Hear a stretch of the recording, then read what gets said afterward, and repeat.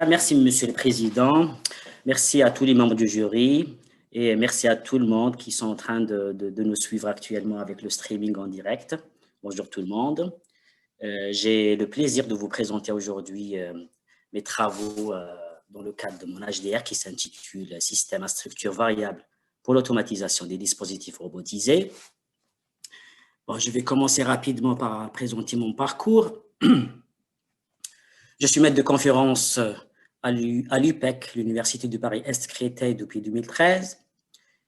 Avant mon poste actuel, j'étais dans l'industrie, donc entre 2007 et 2013, en tant que consultant avec le groupe Safran en R&D. Et avant ça, entre 2004 et 2007, j'étais enseignant-chercheur temporaire à l'Université de Versailles. Par rapport à mes diplômes, j'ai eu une thèse de doctorat en automatique en 2005 à l'Université de Versailles. J'ai obtenu mon DEA de robotique à l'ENSAM de Paris en 2000.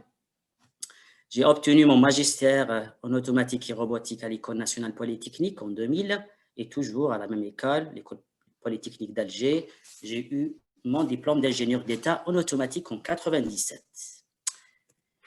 Bon, je vais organiser ma présentation d'aujourd'hui sous forme de 3 parties. La première partie, elle sera dédiée au descriptif de mon parcours scientifique en termes d'enseignement et de recherche, rapidement. Ensuite, la deuxième partie, elle sera dédiée à la synthèse de mes activités de recherche menées après la thèse de doctorat, où je présenterai le contexte, les axes de recherche, la production scientifique. Et je terminerai par la troisième partie pour présenter les projets de recherche, les moyens envisagés, actuels et futurs, et les éventuelles collaborations. Première partie, descriptif du parcours scientifique. Alors, en termes d'enseignement, bon, j'ai commencé les enseignements depuis 2001. Je n'ai pas arrêté les enseignements jusqu'à aujourd'hui. Ce slide-là présente mes activités d'enseignement avant mon poste actuel, c'est-à-dire avant le poste de maître de conférence. J'ai enseigné dans plusieurs établissements, les disciplines électroniques, l'électrotechnique, l'automatique, le traitement de signal, pour plusieurs niveaux, DUT, ingénieur, DESS, licence. En tant que maître de conférence, depuis 2013, je suis le responsable de plusieurs modules, à savoir l'informatique, l'initiation à la gestion de projet, le cycle de vie de produits, le développement des compétences de projet à l'IUT de Créteil, au département GE2I. Je suis le responsable de quelques modules aussi en LP, en master. Par rapport aux responsabilités administratives, je suis membre élu du département GE2I depuis 2015. Je suis le directeur des études au département GE2I depuis 2015 aussi. Et j'étais le co-responsable d'une licence professionnelle qui s'appelle licence énergie, transport et mobilité durable entre 2016 et 2019. Concernant la recherche, bon, ici je présente un petit graphique qui montre mes postes en tant que chercheur après la thèse de doctorat, donc là depuis 2005. Donc j'étais ATER, ensuite je suis passé vers l'industrie pour faire de la R&D en industrie avec le groupe Safran durant 6 ans. Et là, le retour en 2013 à l'université en tant que maître de conférence. Bon, je signale que j'ai gardé le lien quand même avec le monde académique malgré mon passage en industrie. D'ailleurs, ici, je montre mes publications en termes de revues, conférences, brevets durant toute la période et on voit que j'ai pratiquement pas arrêté la publication de mes recherches. Bon, il y a un petit vide ici qui correspond naturellement à mon passage vers l'industrie, parce qu'il m'a fallu un petit temps d'adaptation. Concernant mon expérience en R&D dans l'industrie, rapidement, donc elle a duré 6 ans, j'ai eu l'occasion de traiter plusieurs sujets en aéronautique, en automobile, dans le spatial. La principale production scientifique pour cette partie, c'est la publication de 5 brevets, dont 3 brevets internationaux et 2 brevets nationaux. Concernant les activités d'encadrement, donc j'ai pu encadrer 4 thèses de doctorat, dont une thèse en cours actuelle, 3 thèses soutenues. plusieurs stages de recherche dans le cadre de stages d'ingénieur ou de master. Et à l'IUT, donc j'encadre pratiquement en moyenne 2 stages chaque année de l'IUT et des stages de licence professionnelle depuis 2015. Concernant les projets de coopération, donc là je montre les 3 catégories soumis, concours et HV. Concernant les projets soumis, bon, j'ai lancé j'ai soumis 2 projets, un pour la Tunisie dans le cadre du programme UTIC et un pour l'Algérie dans le cadre du programme Tassili. J'ai actuellement au laboratoire 2 projets en cours, toujours d'actualité, à savoir le projet ULEL, l'exosquelette ULEL du membre supérieur, et un autre projet qui concerne le projet BCI, interface cerveau-ordinateur au laboratoire. J'avais 2 projets HV, le plus important, donc c'est le projet VIF qui touche la sécurité routière vis-à-vis des poids lourds, et un projet à Versailles qui touche les quadrotors. Deuxième partie, synthèse des activités de recherche. Alors, mes recherches en fait tournent autour des dispositifs robotisés de service de manière générale. L'augmentation du besoin des robots dans notre quotidien, à la maison, au travail ou ailleurs, ne cesse de s'arrêter, donc ça augmente tous les jours. Ce secteur-là a été positionné par les politiques français, européens et même mondiaux comme un secteur stratégique majeur. Le marché est immense, l'économie est immense, mais de nombreuses questions restent toujours d'actualité, des questions techniques et sociétales. Un robot, un dispositif robotisé de service, il peut être en contact direct avec l'humain, par exemple pour remplacer un membre amputé. Il peut être un exosquelette pour assister le mouvement d'une personne, par exemple. Il peut être un robot chirurgical pour faire des opérations de pointe. Il peut accompagner en manœuvre pour réaliser des tâches communes dans l'usine, par exemple. Ils travaillent ensemble. Il peut être un véhicule. Il peut être autre chose. C'est un dispositif, d'une manière générale, c'est une machine qui interagit avec l'humain. Ma stratégie de recherche, elle consiste toujours à faire 2 étapes. La première étape, c'est le développement théorique, généralement de nouvelles approches. Et dans la quasi-totalité de mes recherches, je me suis intéressé au système à structure variable. L'application de cette technique qui a fait ses preuves, c'est une technique robuste. Et l'exercice, c'était de proposer d'appliquer les systèmes à structure variable avec d'autres systèmes, faire un mélange stable et cohérent pour répondre à un besoin particulier. La deuxième étape consiste à la validation sur des dispositifs robotisés de manière générale. Et là, j'ai essayé d'élargir mon spectre de connaissances. J'ai traité plusieurs sujets, plusieurs dispositifs robotisés. Et aujourd'hui, je vais vous montrer quelques résultats qui concernent les robots redondants, les quadrotors, les véhicules et les exosquelettes. D'ailleurs, je vais détailler un par un par la suite. Concernant les robots redondants, donc les systèmes à structure variable pour l'évitement d'obstacles mobiles des robots redondants. Ce type de robots, les robots redondants, ils augmentent la dextérité pour accomplir les tâches dans l'espace, donc ils sont, grâce à leur souplesse, ils facilitent énormément le travail collaboratif entre l'homme et la machine. Ils s'adaptent avec la présence des obstacles fixes ou mobiles. Ils assurent une sécurité maximale. Mes propositions dans ce sens, dans cet axe, donc j'ai proposé, ou plutôt avec l'équipe, on a proposé plusieurs techniques pour assurer la commande de cette machine directement dans l'espace des tâches. On a pris en compte la dynamique des obstacles fixes ou mobiles et on a proposé des stratégies pour optimiser les articulations, les mouvements articulaires du robot. Pas besoin d'utiliser le modèle dynamique ou le modèle cinématique ou le modèle géométrique, qui est une chose pas négligeable.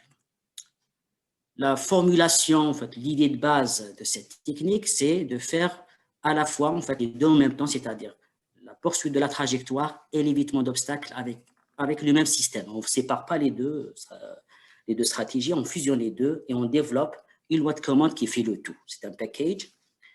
Donc, l'idée, c'est d'écrire l'équation du modèle dynamique avec le grand X représente deux vecteurs. Le X, c'est la position de l'effecteur dans l'espace. Et on rajoute H, le vecteur H, qui permet d'optimiser les positions articulaires du robot et les distances entre le robot avec les obstacles, avec un critère spécifique. Donc, l'idée, c'est de faire tendre le X vers une trajectoire désirée et le H vers 0 pour l'optimisation. Donc, avec cette plateforme, on a développé plusieurs techniques. Là, je vous montre juste les résultats d'une seule, basée sur les SSV, les systèmes à structure variable, qui a été publié dans cet article. Donc, l'idée, c'est de développer un système avec 4 changements de structure. Le premier, basé sur un organe auxiliaire. Le deuxième, un retour d'état variable. Le troisième, une action proportionnelle variable. Et une anticipation variable, le quatrième. Donc, les 4 paramètres sont des paramètres adaptatifs avec des lois d'adaptation stables, et la démonstration a été faite par la théorie de Lyapunov.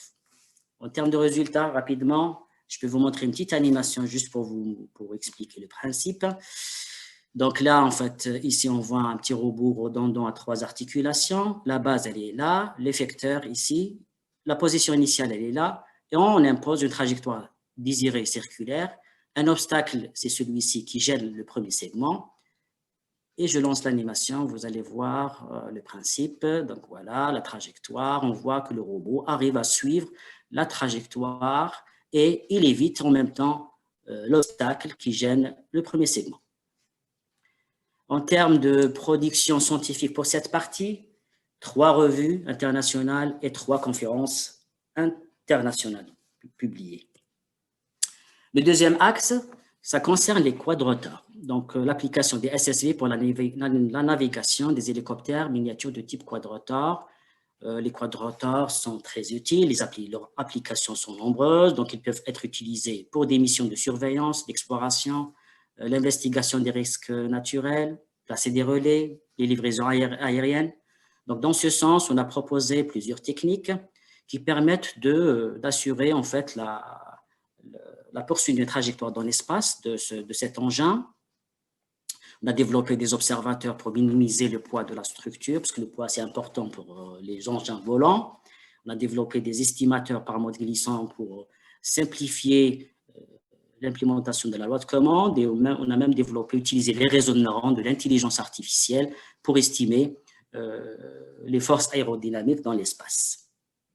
On a modélisé au laboratoire la structure.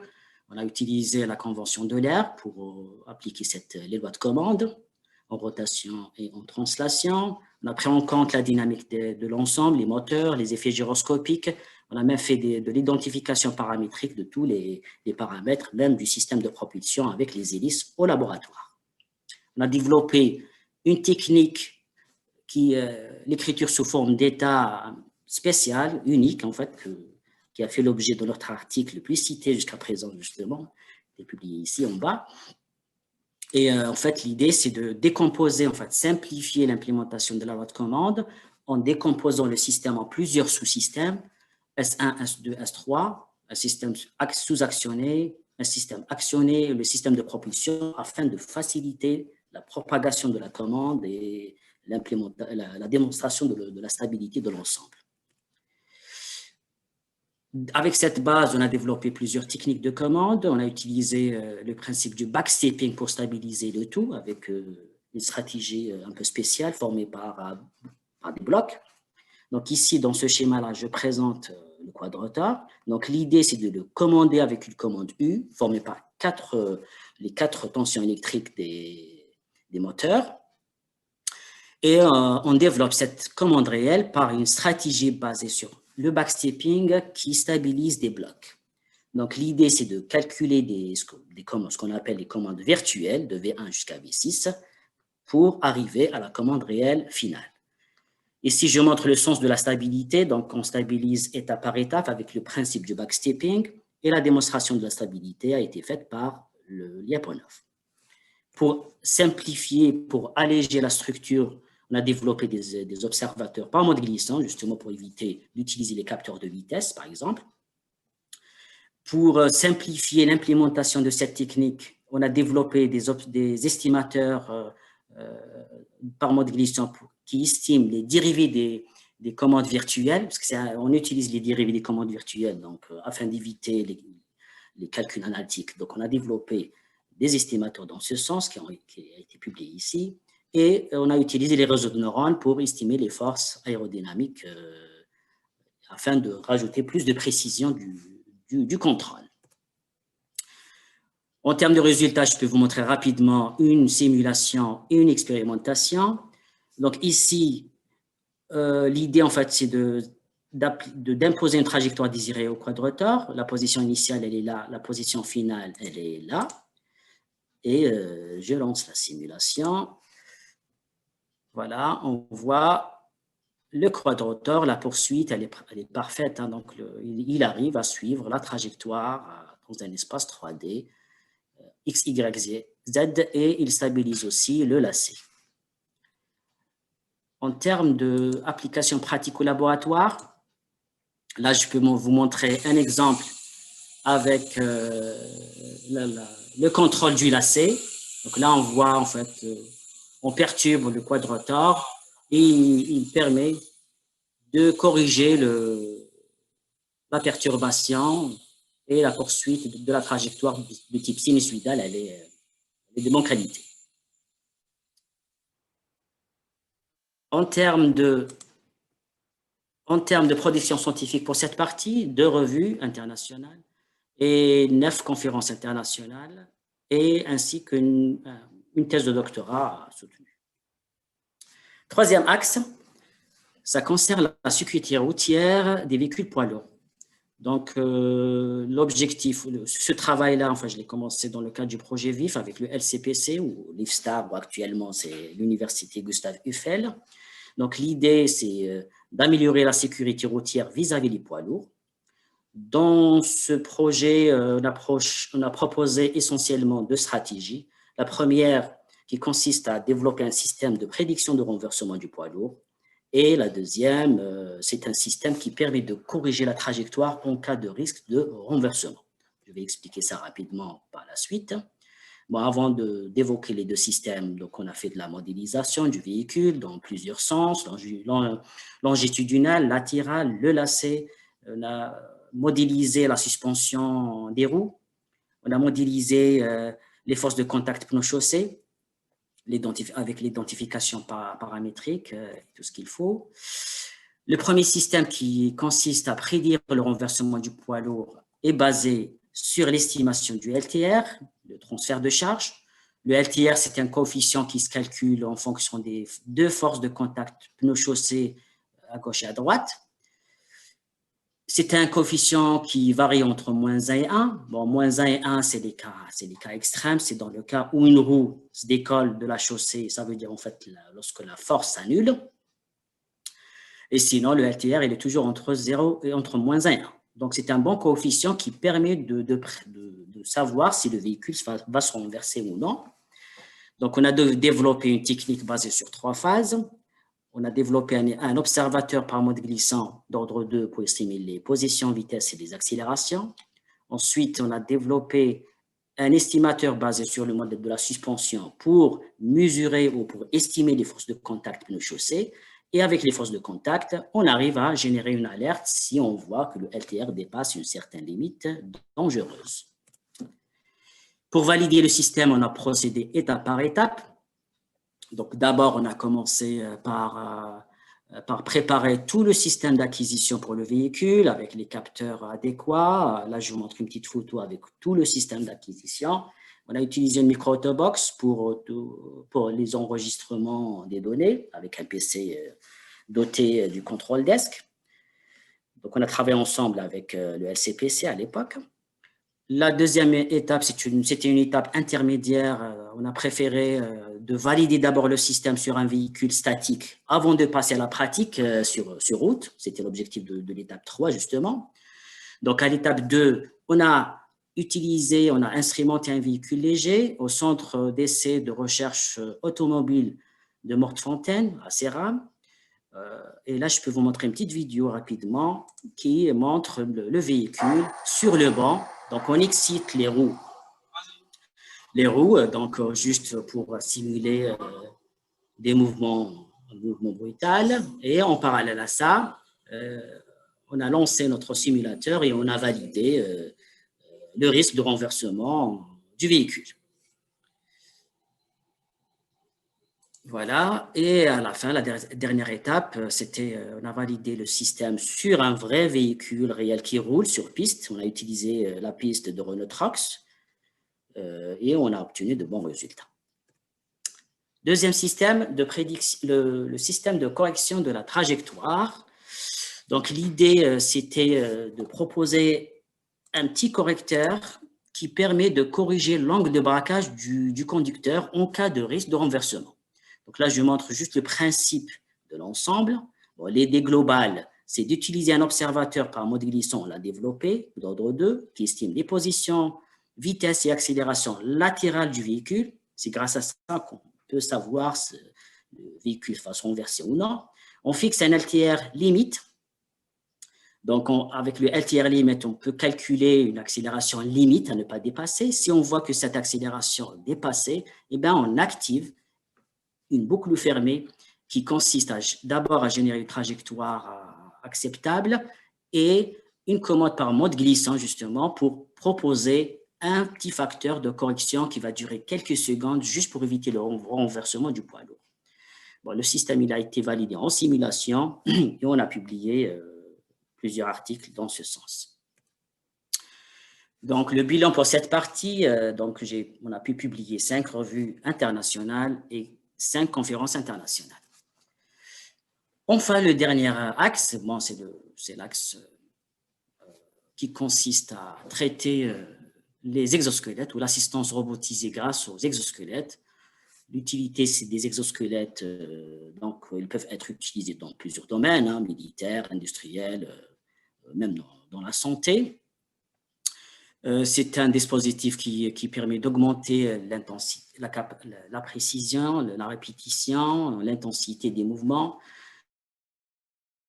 Dans le domaine médical, on peut faire du diagnostic, puisqu'on peut utiliser des capteurs pour avoir des retours. Et on peut faire de l'économie, puisque si on dispose de cet engin, on peut aider les médecins et on peut faire des économies, par exemple, dans le domaine médical pour le traitement. Mes propositions dans ce cadre avec l'équipe, donc on a traité le cas de la rééducation fonctionnelle avec les exosquelettes dans le domaine médical. C'est notre politique de notre laboratoire. La rééducation, rapidement, là j'ai mis un petit schéma juste pour expliquer les phases du traitement pour la rééducation, par exemple après un ACV. Donc il y a une phase aiguë, une phase subaiguë, une phase chronique. Bon, le traitement il peut durer plusieurs mois.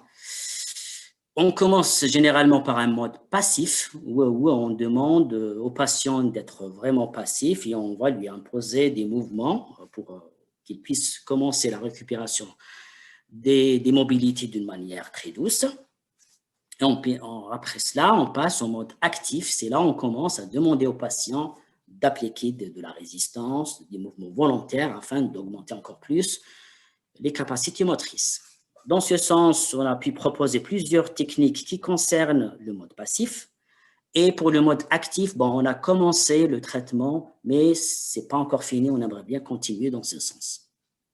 Comme support de recherche dans notre laboratoire, on dispose de l'exosquelette Hullel. On l'a conçu avec la société RB3D. C'est un processus unique.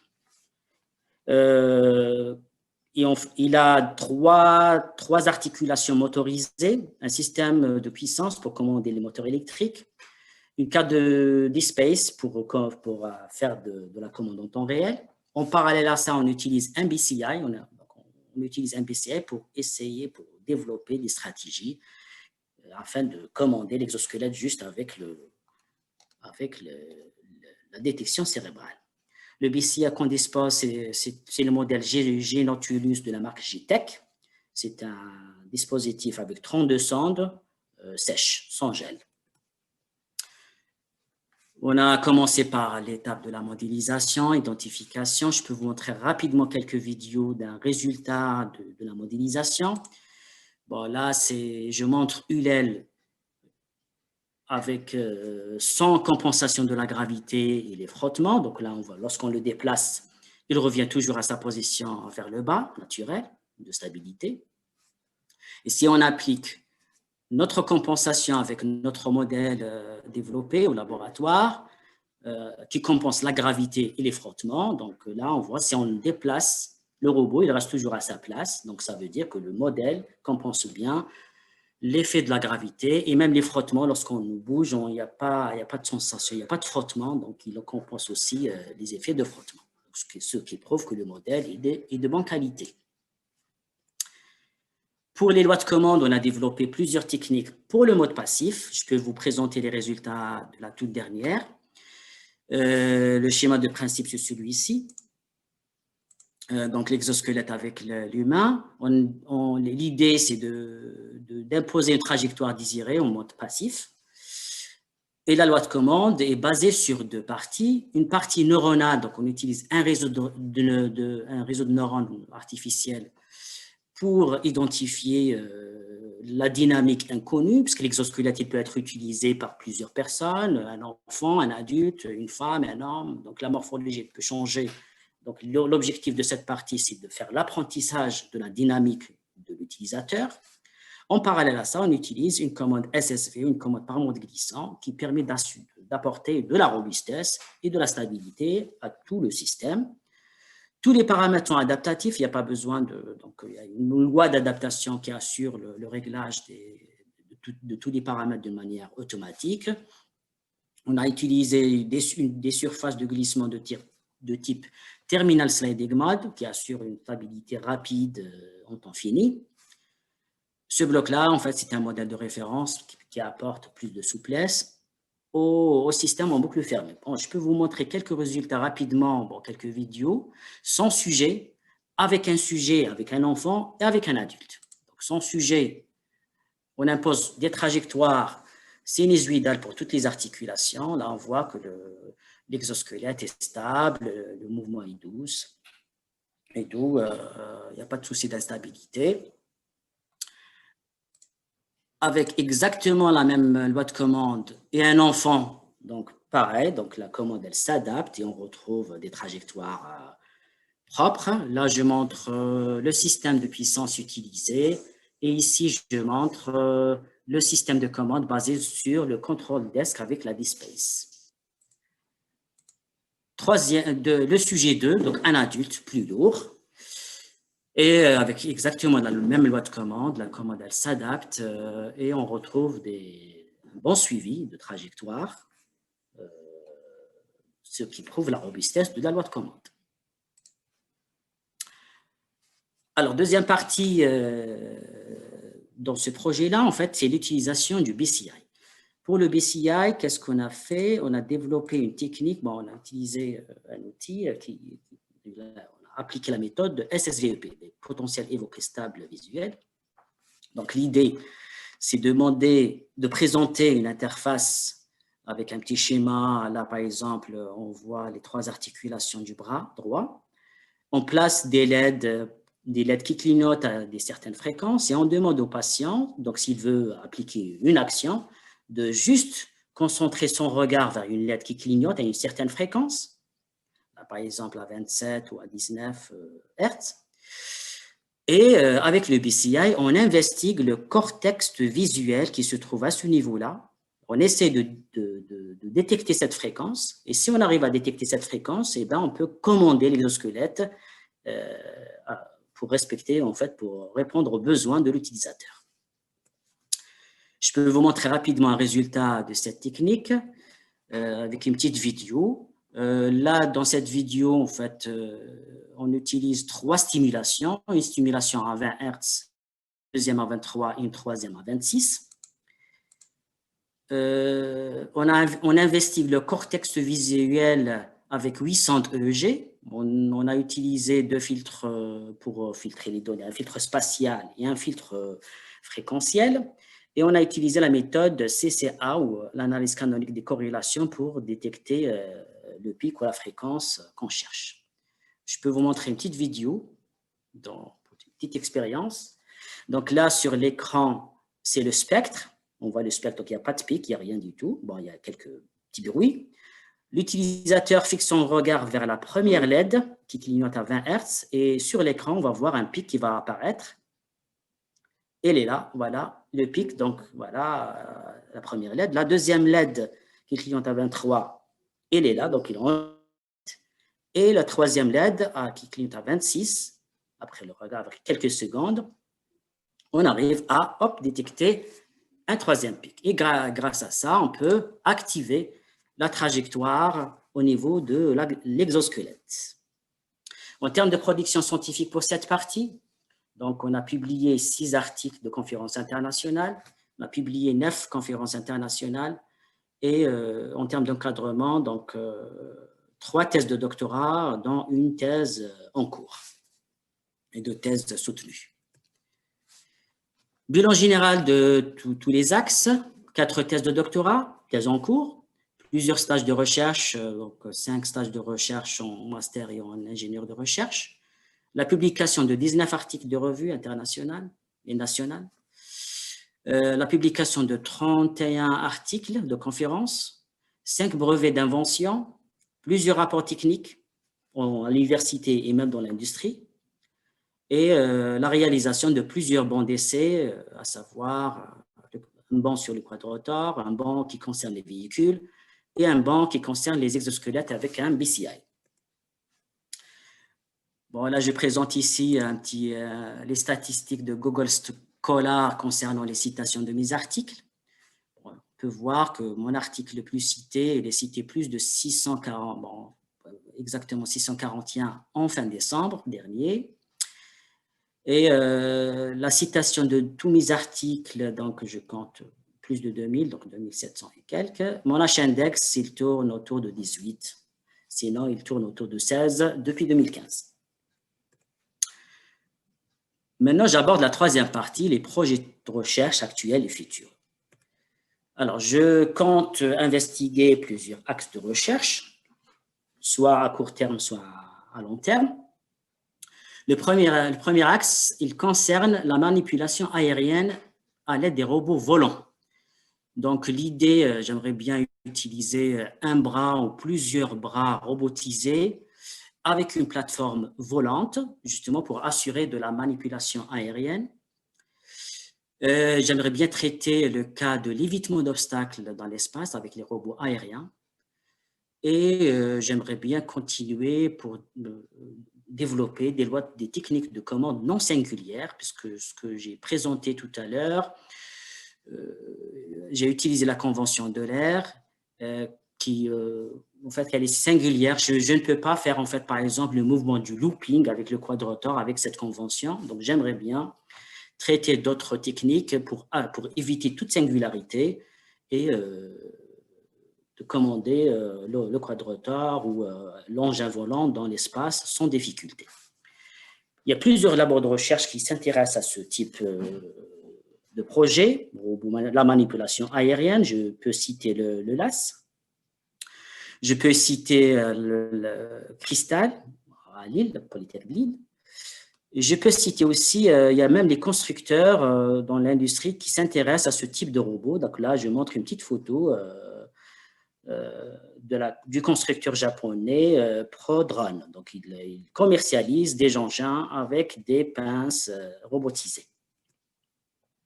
Donc, les pistes envisagées dans ce cadre-là, j'aimerais bien faire une fusion de mes recherches que j'ai présentées tout à l'heure, dans l'axe 1 qui concerne l'évitement d'obstacles et l'axe 2 qui concerne les quadrotors. Donc, j'aimerais bien faire une fusion pour développer des solutions dans ce sens, pour faire de la manipulation aérienne, pour un manipulateur aérien ou pour plusieurs, pourquoi pas plusieurs, pour améliorer la manipulation aérienne.